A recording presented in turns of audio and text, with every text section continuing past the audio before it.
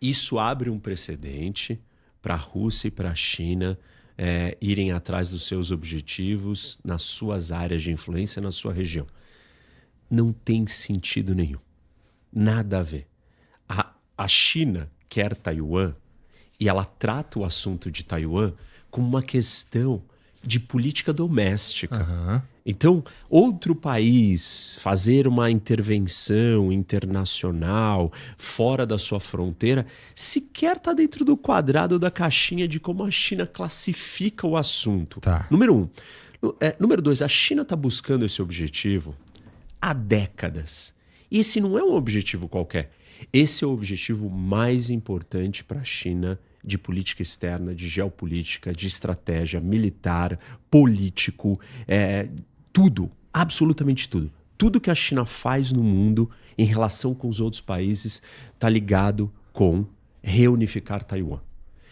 O que eu quero dizer, ou em outras palavras, a China não está ou não vai lidar com esse assunto dependendo do que os Estados Unidos faz com a Venezuela ou faz no Iraque.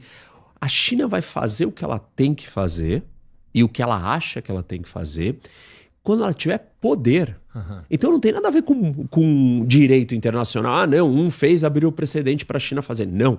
A China vai fazer isso quando ela tiver poder, quando ela estiver pronta. E o Xi Jinping diz que ela tem que estar pronta em 2027. Nós estamos em 26, falta um ano, e a China já começou o ano fazendo o maior exercício militar em Taiwan. Ou seja, não faz sentido nenhum dizer que isso abre um precedente, facilita para a China agir desse jeito. Não. A China vai agir quando ela estiver pronta, quando ela tiver poder, porque ela quer, porque ela precisa, porque é fundamental para a segurança nacional chinesa.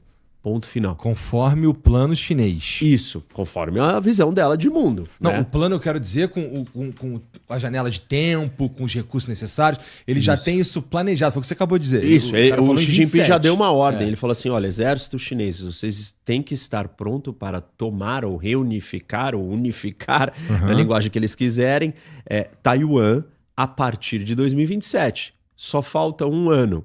E assim, para ele falar isso, que tem que ser até 27, são 30 anos de preparação. Não é que ele falou isso há 30 anos atrás, mas são 30 anos que a China tem esse objetivo central. E desde que ele, Xi Jinping, por um acaso, chegou no poder, esse é o grande legado que ele quer deixar para a China. Portanto, não tem nada que aconteça, que alguém faça, que vai mudar o mindset, o objetivo, o trilho que a China está seguindo. Não faz sentido nenhum dizer isso. E a Rússia, é ainda mais evidente que ela não precisa de uma ação dos Estados Unidos para justificar suas ações. Porque ela entrou na Ucrânia e anexou a Crimeia em 2014. E depois invadiu a Ucrânia totalmente em 2022. Ela já está fazendo isso muito antes do que China. E fazendo de maneiras assim muito mais severas para a ordem internacional, muito mais graves para o tal do direito internacional, que está todo mundo em pânico só falando disso, e depois nós vamos com certeza falar desse assunto, porque as pessoas precisam ter um choque de realidade sobre isso, né? A Rússia já está fazendo isso, e esse ano inteiro, 25, ela passou aumentando e acentuando o nível da sua guerra híbrida contra a Europa, contra outros países da OTAN, invadindo espaço aéreo, fechando aeroporto, fazendo operações clandestinas, botando fogo, explodindo fábrica de arma, fazendo um monte de coisa, sem Estados Unidos ter feito nenhuma ação que desse precedente ou justificativa. Então, essa análise, ela parte de uma premissa de que o mundo está rodando dentro de uma lógica que não está, que é a tal da lógica do respeito à ordem internacional baseada no direito internacional. Mas foi uma ilusão que segurou a gente bastante tempo. Nos segura ainda, de certa forma, né? Eu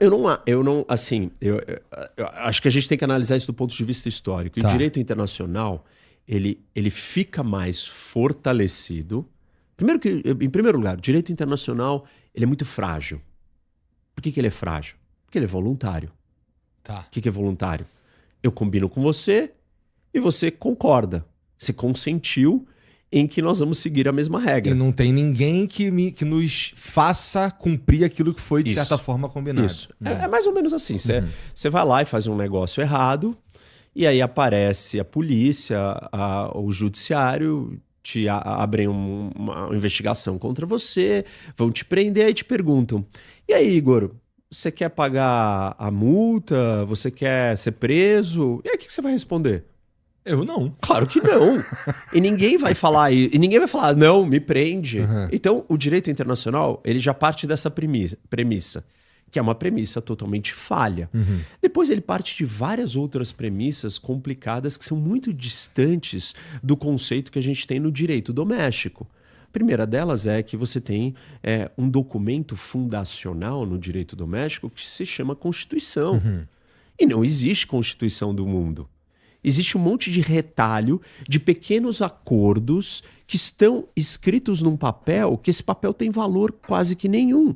Por que é valor quase que nenhum? Imagina o Tratado de Não Proliferação Nuclear. E aí você decide sair do tratado. Igor não quer mais participar. Eu mudei de ideia, eu quero construir a bomba porque eu preciso sobreviver. E aí você rasga o tratado. O que acontece com você? Nada. Ah, não, mas e as sanções? Que sanções? Sanções de quem? Do governo do mundo? Do judiciário do mundo? Do STF mundial? Tipo, não tem essas sanções. Quem que vai impor as sanções? Os seus pares, só que pautados por uma lógica e uma ótica política e não jurídica. Qual é a diferença disso? E muitas vezes pragmática, porque assim, talvez ao rasgar o tratado aqui, a sanção que você me dá. Sim. A sanção que você me daria vai te atrapalhar. E aí tu não quer me atrapalhar. Mas isso também. é política. É política. Entendeu? É tudo político. E aí tem uma coisa que as pessoas também não. Ou não caíram na real, ou não querem cair na real, ou estão na utopia, no sonho. Elas não sabem fazer. Tem uma distinção que a gente precisa fazer sobre essa conversa. Como a gente gostaria que o mundo fosse e como o mundo é. E aí a gente pode debater quais são os empecilhos para o mundo ser daquele jeito que a gente gostaria e por que ele é do jeito que é. Mas o fato é, o Conselho de Segurança, que é o único órgão, o maior órgão, o mais importante que cuida de toda essa história, que as suas decisões têm poder vinculante, ou seja, poder vinculante é binding, né? Um poder, a decisão do Conselho, ela é lei. Ela não é, por exemplo, a Assembleia Geral da ONU, ela toma uma decisão, é sugestiva. Nós votamos aqui a favor do fim dos acidentes de trânsito no mundo. A Assembleia Geral está dizendo que ela gostaria que os acidentes de trânsito no mundo acabassem. Teve algo parecido, uma decisão da ONU também em relação ao Lula quando ele estava preso. Não teve? Isso. E ele continuou preso. Isso é sugestivo, é uma narrativa, é o ápice da política.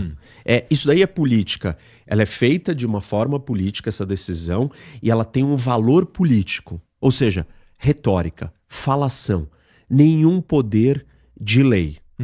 Aí o Conselho de Segurança, quando ele toma uma decisão, ele supostamente tem poder de lei.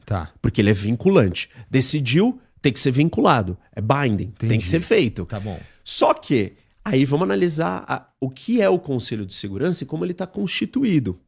Ele é um órgão político. Ele não é um órgão jurídico. Qual é a diferença disso? Quando eu sou um político, eu tomo decisões com a ótica, com a lente, com as premissas políticas. Quais são as premissas políticas? Valores, negociação, amizade, aliança, trocas, interesses.